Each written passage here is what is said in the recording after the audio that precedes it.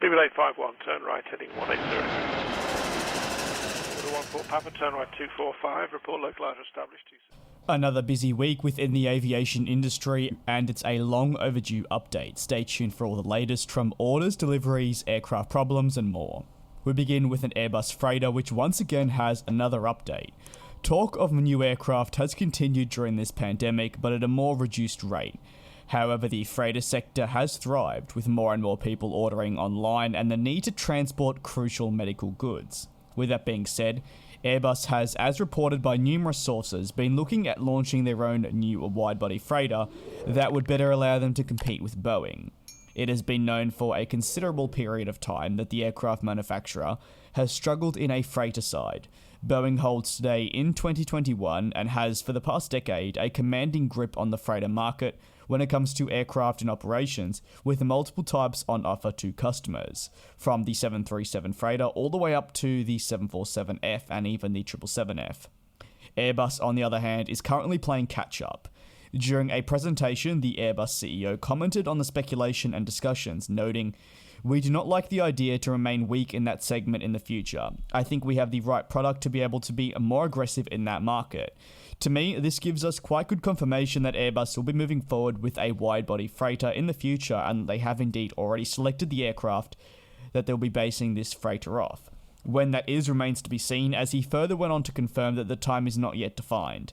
However, for Airbus, they won't want to go much longer without being able to compete with Boeing in this new highly valuable sector, as the CEO said himself. The aircraft in question that would likely be offered wouldn't be a new clean sheet design. It would be based off the already successful A350 passenger type and would slot between the -900 and -1000 variants. It has previously been reported and as covered here on the channel that Airbus is looking for a total of 50 grand orders before launching the program, and it would cost around US 2 to 3 billion to eventually develop.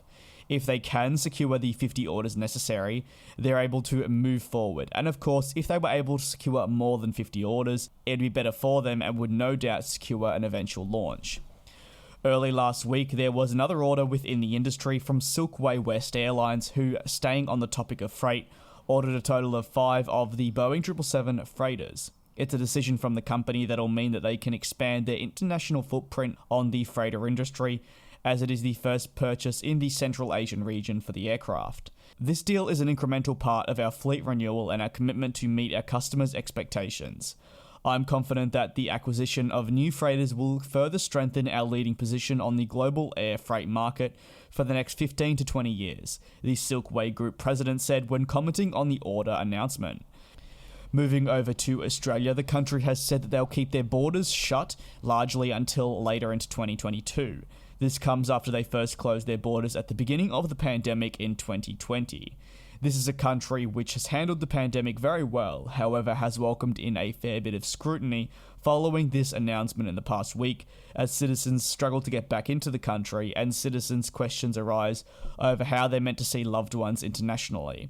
The government has launched applications to leave the country on compassionate grounds, but it remains to be seen just how easily accessible these will be, considering Australia's very, very strict and tough stance on the pandemic, and especially, I'd argue, on letting people out. Travel bubbles are likely going to be continued to be introduced in the future to surrounding countries as vaccinations roll out.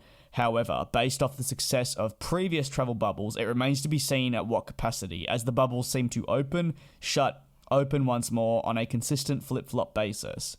However, I'd be interested to hear your thoughts though on Australia's news that they'll be keeping their international borders shut largely until the end of 2022 or very late into 2022.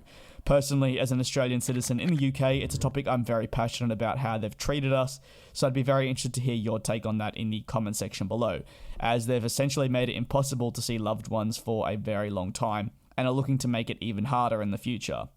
Sticking with Australia, onto some positive, exciting news. Qantas has provided their latest updates surrounding the future of the airline's long-haul network, and specifically with Project Sunrise. The airline has selected Sydney as the launch point origin for their Project Sunrise flights through to the likes of London, New York, and more.